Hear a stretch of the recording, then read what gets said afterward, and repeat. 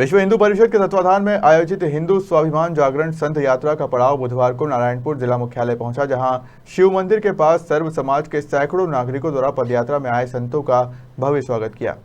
समाज में बढ़ते विषमता, भेदभाव, गौरक्षा, धर्मांतरण, लव जिहाद आदि समस्याओं के समाधान और जागरूकता लाने के उद्देश्य से दंतेवाड़ा जिले से रायपुर तक संतों द्वारा पदयात्रा निकाली जा रही है।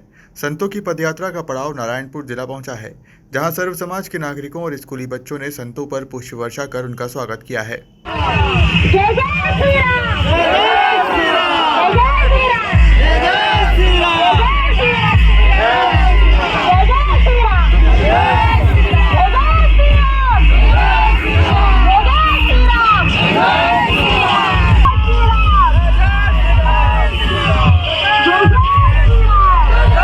मैं नारायण प्रसाद साहू, सर्व हिंदू समाज का एक संगठन सनातन धर्म मंच का मैं अध्यक्ष हूँ। संतों की पदयात्रा पूरे छत्तीसगढ़ में 4 दिशाओं से हो रही है।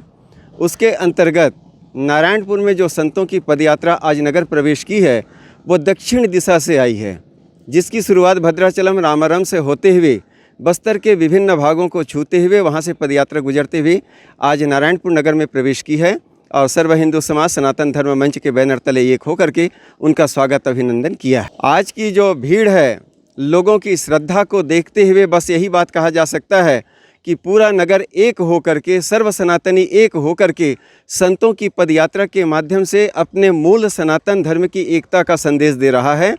इससे यही प्रकट हो रहा है कि अब हिंदू जाति और समाजों में बट कर के रहने वाला एक कौम नहीं है, बल्कि ये हिंदुत्व के नाम से एक हो करके राष्ट्र की एकता अखंडता के लिए कृत संकल्पित होने के पूरे मूड में आ चुका है।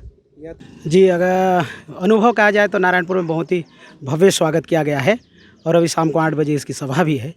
और जैसे कि नारायणपुर धर्मांतरण को लेकर जैसे एक संवेदनशील मुद्दा बन चुका है और हमारे यात्रा का मूल उद्देश्य में से छत्तीसगढ़ धर्मांतरण मुक्त राज्य बने, ऐसा हम लोग आह्वान करते हुए जा रहे हैं।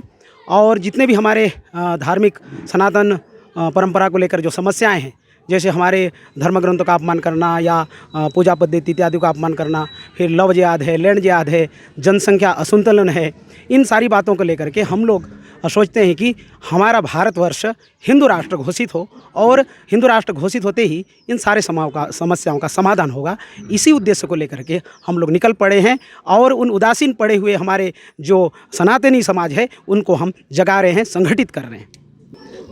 ये हमारी जो यात्रा है माता दंतेश्वरी के श्री चरणों से प्रांगण से प्रारंभ हो करके 18 फरवरी शिवरात्रि के दिन से प्रारंभ हुई है, जो हमारे इस वनांचल में वन, गिर, कंदरा, खो, वन, जंगल, ग्रामीण क्षेत्र, शहर, नगरों को स्पर्श करते हुए और 19 मार्च को रायपुर में इस यात्रा का समापन होगा और ऐसी शेष 3 यात्राएं भी चल रही हैं जो रायपुर में ही मिलेंगी।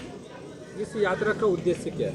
इस यात्रा का उद्देश्य है हिंदू स्वाभिमान जागरण। जो हमारे हिंदू समाज का राष्ट्रीयता के प्रति एक उदासीन भाव आ गया है, अपने सनातन धर्म के प्रति जो उदासीनता का भाव आ गया है, ये पुनः जागृत हो।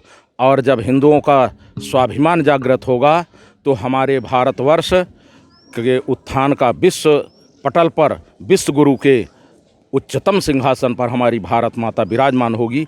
इन्हीं उद्देश्यों को लेकर के हम इस यात्रा को आरंभ किए हैं और इन्हीं उद्देश्यों को लेकर के जन जागरण करते हुए हमारी यात्रा आगे की ओर बढ़े। नारायणपुर से दीनू बघेल की रिपोर्ट।